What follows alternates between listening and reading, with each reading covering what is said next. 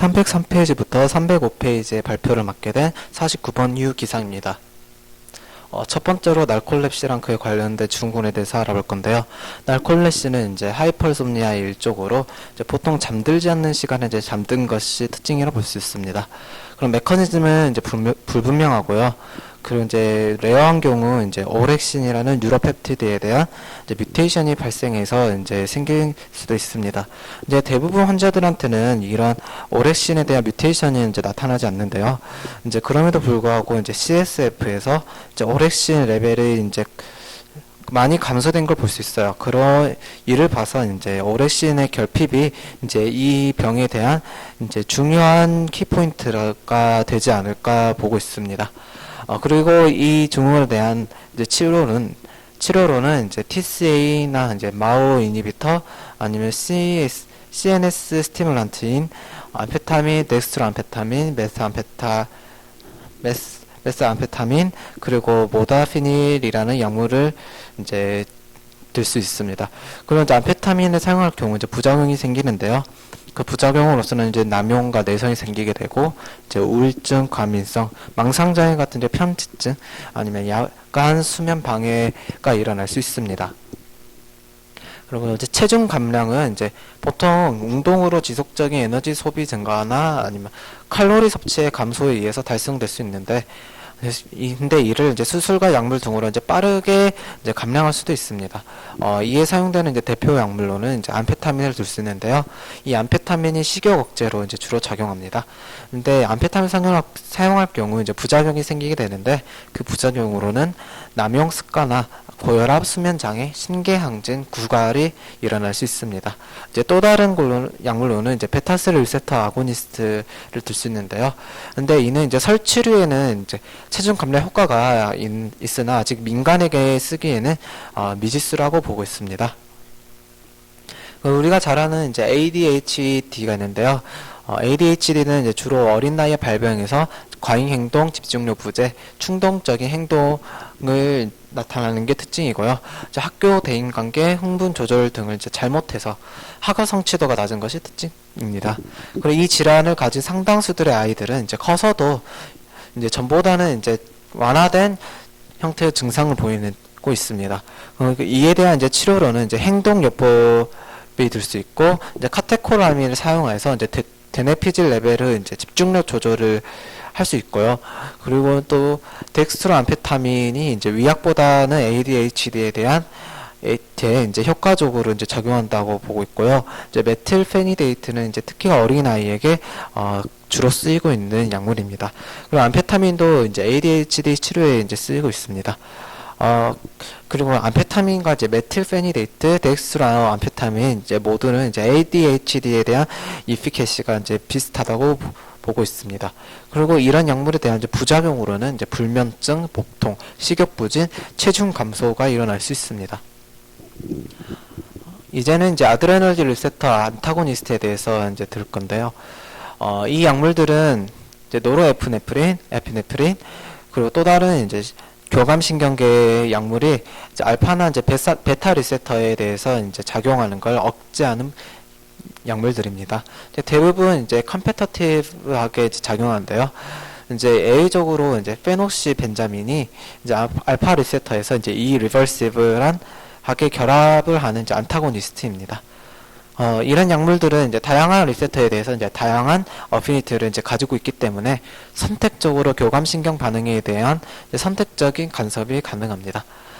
그래서 이제 자율신경계 시스템과 아드레날진 리셉터에 작용하는 약물의 작용 부위에 대한 이제 디테일한 지식이 약물의 특성과 치료를 이해하는데 필수적으로 보고 있습니다. 알파 아드레날진 리셉터에 대해서 알아볼 건데요. 알파 아드레널진 리셉터는 이제 엔도지너스 카테코라민의 이제 수많은 작용을 이제 조절합니다. 그 중에 이제 알파1 아드레널진 리셉터는 동맥, 정맥, 아니면 빗세라에 있는 스무스 머슬을 이제 수축시키는 역할을 하고요. 알파2 아드레널진 리셉터는 이제 교감신경 반응을 이제 억제하거나 이제 베이걸 너스의 이제 톤을 이제 증가시키고 아니면 이제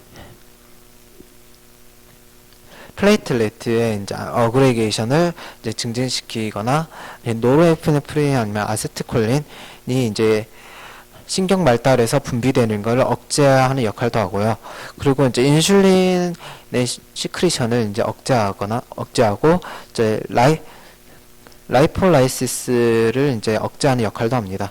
그리고 이제 몇몇 동맥과 정맥에 대한 수축을 이제 조절하기도 합니다. 이제 알파 아드레널지 안타고니스트에 대해서 이제 볼 건데요. 이 알파 아드레널지 리셉터 안타고니스트는 이제 알파1, 알파2 리셉터에 대해서 이제 다양한 어피니티를 가지고 있습니다. 예를 들어서 프라조시는 알파2 리셉터보다는 알파1 리셉터에 대해서 더 큰 어피니티를 보이고 있고요. 그 요인비는 이제 알파2 리셉터에 대해서 더 큰 어피니티를 보이고 있습니다. 이런 알파 리셉터 안타고니스트들은 이제 임상적으로 칼디오베스큘러 시스템에서 이제 많은 영향을 끼치는데요.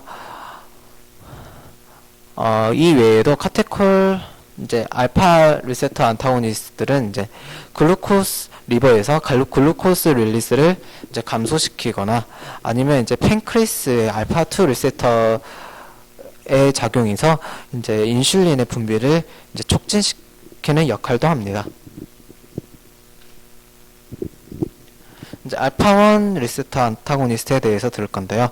알파1 아드레널지 리셉터를 이제 블락하게 되면 일단 바소 컨트리션이 이제 억제가 되어서 이제 블러드 프레셔가 이제 감소가 되게 합니다. 하지만 대부분 경우 이제 바로 리셉터 리플렉스가 이제 작용하여서 이 바로 리셉터 리플렉스에 의해서 칼디악 아웃풋이나 아니면 헐트 레이트가 이제 증가되어서 이런 알파 리셉터 안타고니스트에 대한 이제 블러드 프레셔가 이제 감소되는 게 이제 방해가 된다고 합니다. 그리고 이런 바로 리셉터 리플렉스가 작용하게 되면 노르에프네프린이 신경 말단에서 분비되는 게 이제 증가되게 되고, 그리고 포스트 시냅틱 베타1 리셉터가 이제 작용되어서 블러드 프레셔가 증가되는 효과를 보이게 됩니다. 그리고 이제 알파1 리셉터가 블락하게 되면 심페토미메틱 아민에 대한 이제 반응이 이제 억제되기도 합니다. 그리고 알파1 아드레널지 리셉터가 이제 블락하게 되면 비닌 프로스테틱 하이퍼플라시아라는 이제 BPH의 증상이 완화되는 효과를 볼 수 있는데요. BPH는 프로스테이트나 아니면 블래더의 내게 있는 스무스 머슬이 매스나 아니면 톤이 증가하게 되어서 유린 아웃플로우가 감소되는 게 이제 증상으로 보입니다. 하지만 그래서 이런 알파1 아드레널직 리셉터를 이제 복용하게 되면 이러한 스무스 머슬이 이제 릴렉스하게 되어서 유린 플로우가 이제 유린 플로우가 감소되는 증상을 이제 완화시키는 역할을 할 수 있습니다.